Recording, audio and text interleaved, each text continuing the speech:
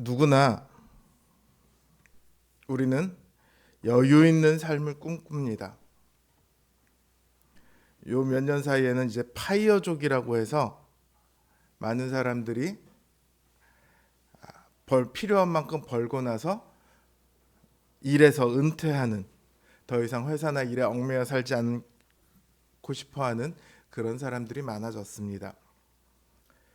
여유를 위해서는 어느 정도의 돈이 필요합니다. 또 시간도 필요해요. 돈은 없고 시간만 많으면 흔히 뭐라고 하죠? 옛날에는 한량 뭐 이런 얘기했고 지금은 백수라는 말을 주로 부르죠. 돈은 있는데 시간은 없어요. 이런 사람들은 주로 어떤 사람이죠? 보통 주변에서 워커홀릭, 일 중독이다 이런 얘기를 많이 하죠. 근데 돈도 있고 시간도 있는데 여유가 없는 사람들이 있어요. 마음의 여유가 없어서 그래요. 무언가에 쫓기면서 살아갑니다. 사실 우리 모두는 무언가에 쫓기면서 살아가요. 돈에 쫓기든 성공에 쫓기든 자녀에 쫓기든 뭐 이래저래 무언가에 쫓기면서 살아갑니다. 다른 말로 하면 여유가 없다는 뜻이에요. 신자들도 마찬가지입니다. 신자들도 쫓기면서 살아가요. 믿지 않는 사람들처럼 똑같이 돈이나 성공이나 이런 것들에 쫓기기도 하지만 신앙이 조금 더 깊어지면 조금 더 고차원적인 것에 쫓깁니다. 신자들은 하나님의 말씀을 따라 살아야 한다는 대전제를 가지고 살아가잖아요. 그러다 보니까 잘 살아야 한다라는 강박관념 같은 걸 갖더라고요. 예를 들어서 신자는 안 좋은 감정을 가지면 안 된다 이렇게 생각을 해요. 그리스도인들은 화내면 될까요? 안 될까요? 짜증내면 될까요? 안 될까요?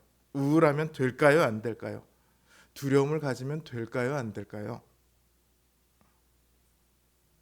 그리스도인들은 슬퍼해서도 안 되고 스트레스 받아도 안 되고 조금도 나쁜 생각을 하면 안 되고 이런 잣대를 스스로에게 들이댑니다. 그러면 그게 그 자체가 굉장히 힘든 올무가 돼요.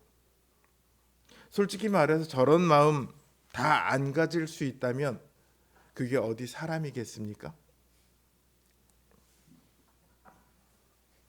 신자가 하나님의 말씀대로 살아야 한다는 것하고요, 완전해야 한다는 말은 다릅니다. 우리는 가급적 화내지 말기 위해서 노력해야 합니다. 그러나 화를 내면 안 된다라고 말을 할 수는 없어요. 왜냐하면 성경에서도 화를 내거든 그날이 가기 전에 풀라 이렇게 말씀하고 있거든요. 하나님께서는 우리의 부족함과 연약함을 충분히 아십니다. 그런 우리에게 우리가 할 수 있는 그 이상을 요구하지 않으세요. 그러니까 쫓기듯이 신앙생활을 할 필요가 없다는 말이죠. 사실 제가 목사인데도 저도 쫓기듯이 목회를 할 때가 많은 것 같아요. 제가 가끔 두통이 발생하죠. 두통의 원인은 여럿이 있지만 딱 잘라서 하나를 꼽으라고 그러면 스트레스입니다. 목사가 스트레스를 받으면 믿음 없는 것 아닌가 그렇게 생각하는 분들이 있을 수도 있겠지만 목사도 스트레스 많이 받아요. 교회가 건축을 하잖아요. 그럼 목사님이 암에 걸린다 이런 속설이 있습니다. 실제로 암에 걸리는 분들이 많아요. 건축을 하면 신경 쓸 게 너무 많거든요. 어떤 교회는요, 성도님들이 목사님께 건축을 하자고 해요. 근데 목사님이 하기 싫다고 했어요. 나는 건축 안 하고 그냥 요 정도 규모에서 그냥 지금 있는 사람들이랑만 했으면 좋겠다. 근데 성도님들이 우리가 처음부터 끝까지 알아서 다 할 테니까 목사님은 가만 계시고 우리가 다 하겠습니다. 실제로 그분들이 다 했대요. 건축하고 나서 몇 개월이 지났는데 목사님이 덜컥 암이 걸렸어요. 아무리 신경을 안 쓰려고 해도 안 쓸 수가 없었던 거죠. 제가 예전에 합신 총장님을 지내셨던 정창균 교수님께, 교수님 설교가 너무 부담스럽습니다. 이 부담을 줄일 수 있는 방법이 없을까요? 제가 물었던 적이 있어요. 그랬더니 대뜸 있지 그러시는 거예요. 그래갖고 그게 뭐예요? 저도 저 좀 알려주세요. 그랬더니 설교를 안 하면 되지. 목사가 설교를 하는 동안에는 스트레스를 안 받을 수 없습니다.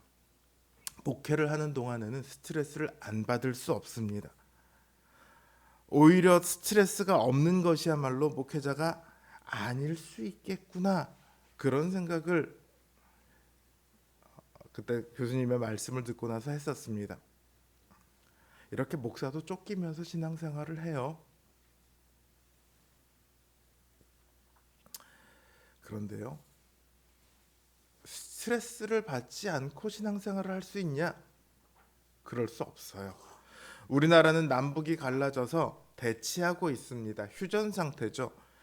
지금은 이제 K컬처니 뭐 K푸드니 우리나라가 워낙 유명해지고 유튜브가 이제 활성화되면서 우리나라에 왔다 간 사람들이 한국만큼 안전하고 편리한 곳이 없더라, 한국만큼 친절한 곳이 없더라, 한국만큼 정직한 곳이 없더라, 뭐 이렇게 해갖고 영상들이 다 퍼지면서 사람들이 나 한국 한번 갔으면 좋겠어, 이제 이런 소원을 가진다고 그래요. 근데 불과 한 7, 8년 전까지만 해도요, 대한민국 하면 지구상에서 가장 위험한 나라로 꼽혔습니다. 왜냐하면 남과 북이 휴전 상태로 대치하고 있는 나라잖아요. 그래서 사람들은 굉장히 위험한 나라로, 전쟁이 언제라도 일어날 수 있는 나라로 그렇게 생각을 했습니다. 그래서 한국 간다고 그러면 어쩌려고 그래, 가지 마, 전쟁 위험 국가로 생각한 거죠. 사실은 그게 맞죠. 전쟁 위험 국가인 거 맞아요.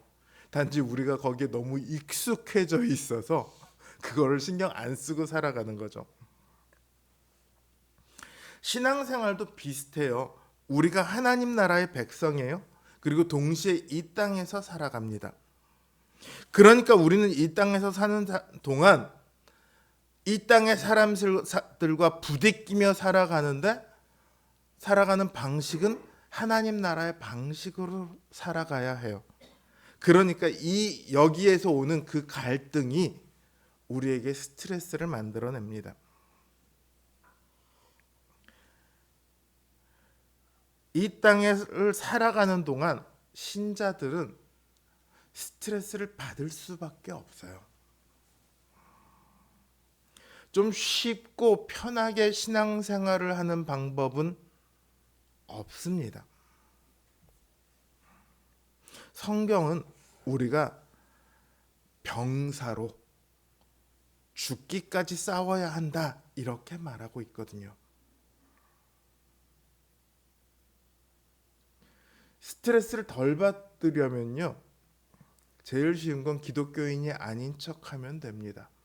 남들 술 마실 때 같이 술 마시고, 남들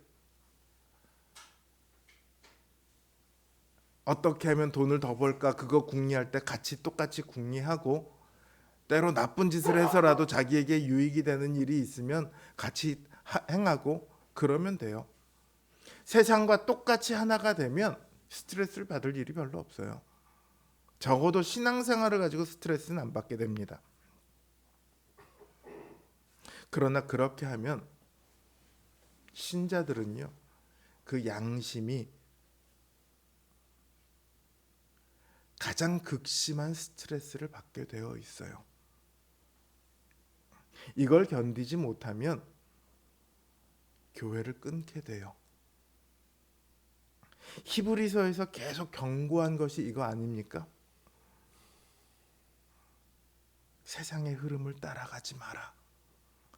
신자의 양심의 갈등은요, 본질적으로는 하나님과의 갈등입니다.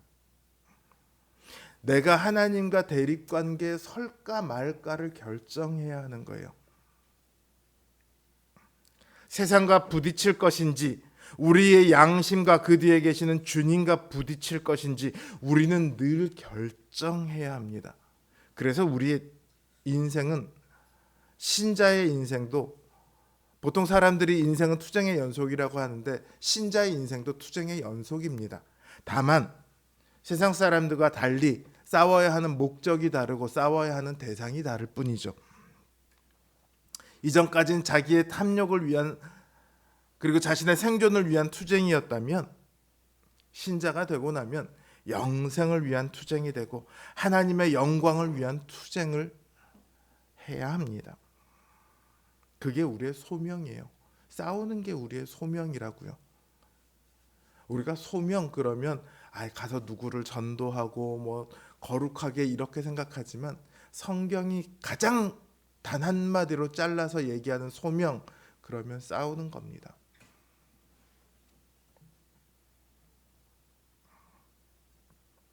그래서 우리의 투쟁은요, 그 자체가 우리의 영광이고 면류관입니다.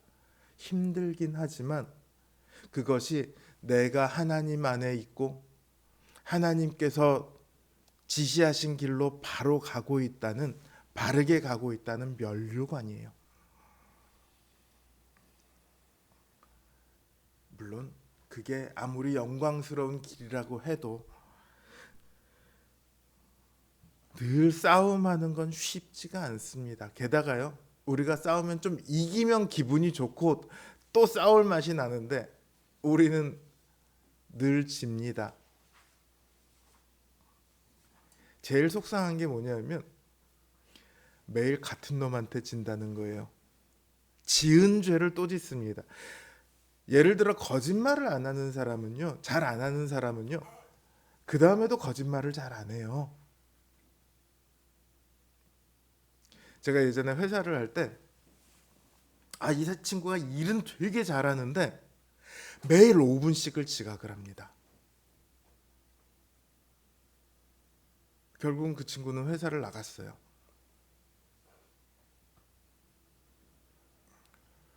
매일 우리는 같은 것과 싸우고 같은 것에게 져요.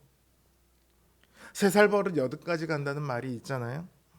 우리 삶의 죄의 습성들은요, 그렇게 쉽게 바뀌지 않습니다.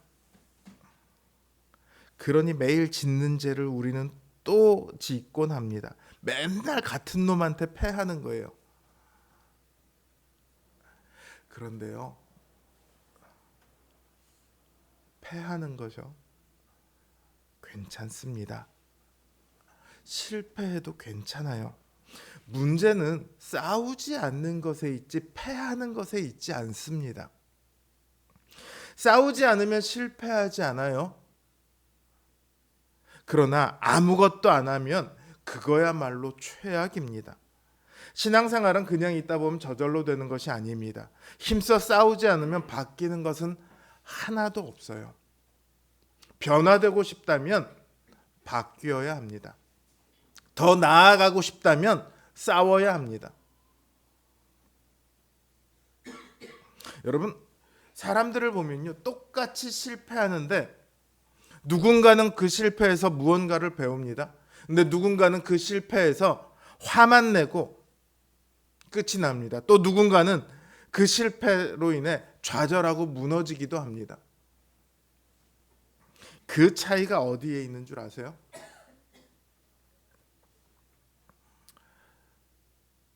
그 마음에 얼만큼의 여유가 있느냐예요. 제가 예전에 한번 그 메이저리그 선수들의 얘기를 한번 드린 적이 있습니다. 미국 메이저리그가 가을이 되면 확장 로스터라고 해서 원래 있던 선수들 말고, 그 미국은 메이저리그가 있고 그 밑에 트리플 A가 있고 더블 A가 있고 하이 A가 있고 뭐 싱글 A가 있고 루키 리그가 있고 이렇게 리그가 많이 있어요. 밑에 있는 선수들을, 유망주들을 메이저리그로 불러들입니다. 20명 가까이를 불러 올려요. 그 선수들에게 메이저리그를 경험하라는 거예요. 감독이나 구단이 그 선수에게 처음부터 홈런을 기대하거나 뭐 퍼펙트 게임을 기대하거나 그런 거 아니에요. 경험해 보라는 거예요. 메이저리그가 어떤지 경험해 보고 배우라는 겁니다. 이걸 알아서 하나라도 배우려는 사람들은요, 다음에 메이저리그로 올라갈 가능성이 매우 높다고 그럽니다. 여러분, 트리플 A를 가면요, 식사가 요즘은 조금 나아졌다고 해요. 근데 예전에는 식사로 뭘 주냐면 식빵하고 땅콩 버터만 줘요. 나머지는 자기가 자기 돈으로 사 먹어야 돼요. 근데 메이저리그를 딱 올라가면 식사가 매일 뷔페로 나옵니다. 일류 요리사가는 뷔페로 나옵니다. 트리플 A 선수들은 경기를 하러 갈 때 버스를 타고 미국을 횡단합니다. 뉴욕에서 LA까지 버스로만 갑니다. 시간이 얼마나 걸릴까요? 메이저리그가 되면 전용 비행기를 타고 다닙니다. 차원, 대우 자체가 달라요. 그러니까 어떤 사람은 그걸 보고 난 여기 꼭 올라가겠어, 그런 도전의식을 불태웁니다. 근데 어떤 사람은 반대로 굉장히 조급해한대요. 나는 이번에 뭔가를 감독에게 보여줘야 돼. 그래서 감독 눈에 들어서 메이저리거가 돼야 돼. 그러니까 어깨에 힘이 잔뜩 들어가고 뭔가를 하려고 막 애를 쓴답니다. 근데 여러분, 투수도 그렇고 타자도 그렇고 코치가 가장 많이 하는 얘기 중에 하나가 힘 빼라는 단어랍니다. 어깨에 힘 빼. 어깨에 힘을 주고 던지면 공이 멀리 날아갈 것 같지만 결코 그렇지 않대요. 타자도 마찬가지고요. 자기가 뭔가를 계속 지금 막 보여줘야 될 것 같아서 안달복달하는 사람들은 그 다음 해에도 여전히 마이너리그에 있을 가능성이 높다고 그럽니다. 여러분, 우리는요, 실패해도 괜찮아요. 왜냐하면 우리 주님께서 우리가 실패할 것을 알고 계시거든요. 그리고 그 실패까지 다 책임지고 떠안으셨거든요. 우리더러 너 지금부터 완전해져야 돼, 그래서 하나님의 일을 해야 돼, 이렇게 말씀하시지 않습니다. 너 지금부터 죄 하나라도 지으면 큰일 나, 이렇게 말씀하시지 않습니다.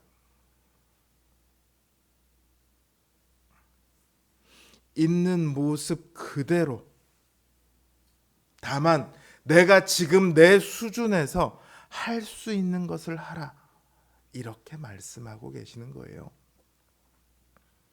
그러니까 주님께서도 우리의 실패를 걱정하지 않으시는데 왜 우리가 실패를 걱정합니까?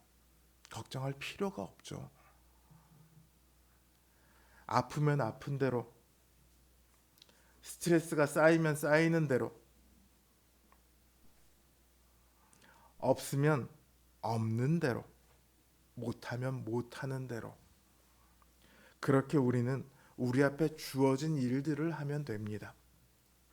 결과는 우리의 몫이 아니에요. 사도 바울도 그랬어요. 사도 바울 같은 분이 나는 그냥 물 주는 사람이다, 나는 싹을 틔우는 사람이 아니라 그냥 물 주는 사람일 뿐이다, 씨도 하나님의 거고 싹을 틔우는 것도 하나님께서 하신다.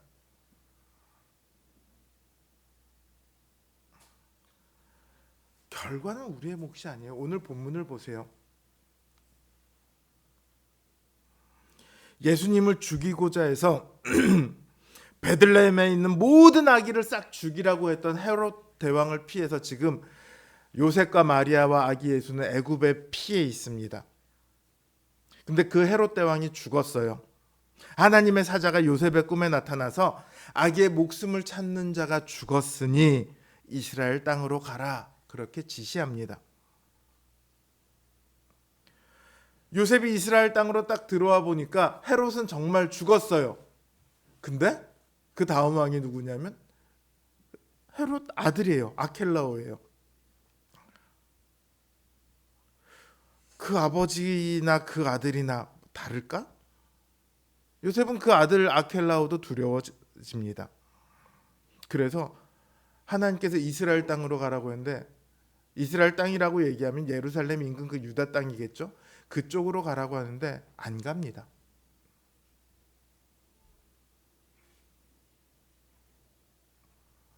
그러자 다시 꿈을 통해서 이번에는 갈릴리 나사렛으로 가도록 하십니다. 주의 사자는 분명 아기의 목숨을 찾던 자들이 죽었다고 요셉에게 말했거든요. 그럼 더 이상 아기의 목숨을 위협할 사람이 없다는 뜻이잖아요. 그렇죠? 아기의 목숨을 찾는 자가 죽었다고 했어요.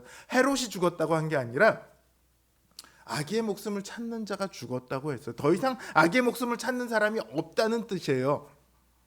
그런데도 요셉은 그 말을 못 믿고 아켈라오도 혹시 아버지처럼 아기의 목숨을 찾으면 어떡하지? 라는 두려움에 빠집니다.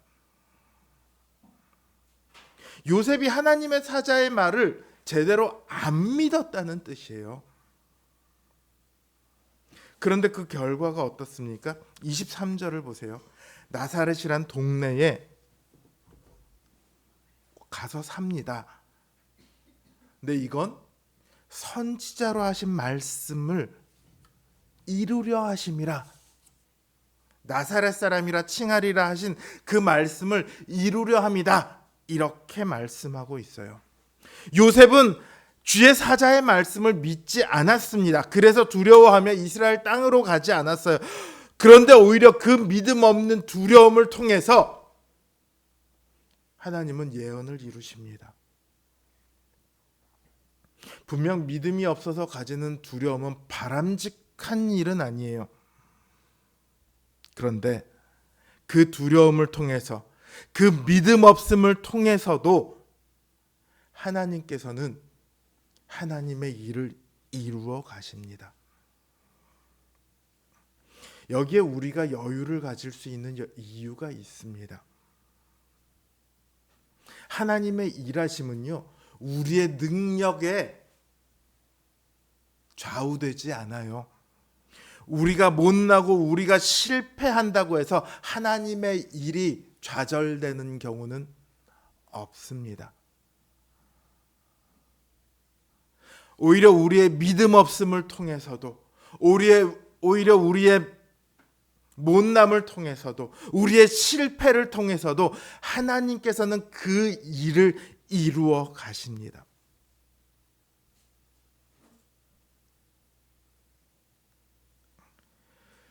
여러분, 우리 주 예수 그리스도의 복음은요, 품이 아주 넓습니다. 우리가 생각하는 것보다 훨씬 넓어요. 복음이 우리에게 주는 가장 놀라운 선포는요, 네 인생 네가 책임지지 않아도 된다, 이거예요. 우리 인생 우리가 어떻게 하려고 안달복달하지 않아도 된다는 겁니다. 그래서 실패해도 되는 여유가 있습니다. 투쟁에서 져도 됩니다. 맨날 지는 그놈한테 또 져도 됩니다. 우리의 인생의 성공뿐만 아니라 우리 인생의 실패도 우리가 책임지지 않습니다. 돈이 없어도, 건강이 좋지 않아도, 성적이 안 나와도, 심지어 우리의 성격이 좀 안 좋아도 괜찮습니다. 그저 거기서 할 수 있는 것을 하면 됩니다. 그 자리에서 하나씩 배워가면 됩니다. 아무리 강한 벽이라도 계속 부딪히고 또 부딪히면 뚫리게 마련입니다. 우리가 매일 지는 그 죄의 습성들, 그게 거짓말이든 분노든 술이든 뭐가 되었든 싸우면 됩니다. 오늘 졌다고요? 오늘은 졌어요. 그게 다예요. 내일 또 싸우면 됩니다. 내일도 안 돼요? 모레 또 싸우면 됩니다. 어쩌면 죽을 때까지 계속 싸워야 할지도 모르지만 그렇게 싸우다 보면 조금씩 변화는 일어납니다. 10번 싸우면 10번 지던 것이 9번 지고 8번 지고 7번 지고, 아무리 해도 화가 참아지지 않던 것이 조금씩 참게 되고 점점 더 나아진다고요. 복음이 우리에게 주는 것은 이처럼 실패해도 되는 여유예요. 여유가 있어도 스트레스는 여전히 받아요. 그러나 덜 받습니다. 확실히. 이건 제가 경험해 봐서 알아요. 그러나 그 여유가 자칫 잘못하면 나태해도 되는 이유가 될 수도 있어요. 내가 책임지 안 져도 되는 거야? 그럴 수 있어요. 제가 목사님들이랑 이렇게 얘기를 나누다가 한번 이런 얘기를 한 적이 있어요. 제가 설교를 준비했는데 진짜 준비해도 끝까지 정리가 안 될 때가 있더라. 새벽 5시까지 정리해도 안 돼서 에라 모르겠다 덮자. 그러고 덮고서는 그냥 그 정리도 안 된 원고를 들고 올라왔는데 오히려 그 설교를 통해서 하나님께서 많은 은혜를 주실 때가 있었다. 이런 말을 드린 적이 있더니 다들 비슷한 경험들을 갖고 계시더라고요. 그러면서 우리가 설교의 능력은 목사에게 달린 게 아니고 우리 주 예수 그리스도께 달려 있구나, 그런 말들을 나눴습니다. 근데 설교의 능력이 주님께 달려 있다고 해서 제가 설교를 대충 준비하면 될까요? 어차피 설교의 능력은 나한테 달려 있는 게 아닌데 그러고 대충 준비해도 될까요? 그건 나태함이죠. 능력이 없어서 실패하는 것은 주님의 복음 안에서 얼마든지 괜찮습니다.